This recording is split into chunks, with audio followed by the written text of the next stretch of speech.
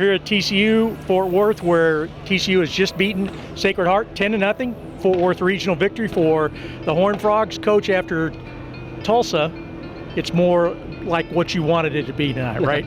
Of course it is, yeah. We certainly played a heck of a lot better tonight. Got some really good starting pitching. I thought our at-bats were really good early in the game. That pitcher that they started can be pretty tough if you chase out of the strike zone. I thought we did a good job of that, of not doing that, and then put some runs in there late. Michael Traver started for you. He's a guy that has pitched some on Friday nights, also pitched Tuesday night. The fact that you were able to get him as a starter to get the victory, how does that set up your pitching?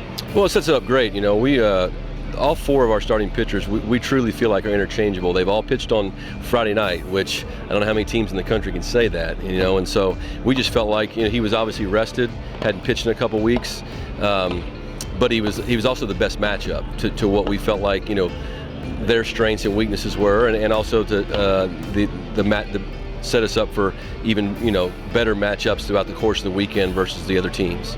Speaking of that, Saturday night you're going to be playing North Carolina State, the number 2 seed. They've been playing pretty well. Talk about them, and also who you plan on to pitch.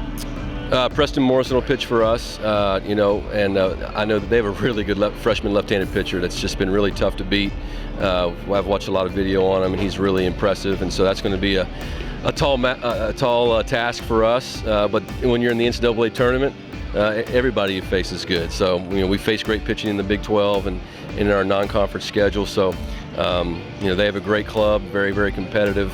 They have a lot of senior leadership on that team. I think they have a good vibe going, as do we. So it should be a really good college baseball game tomorrow night.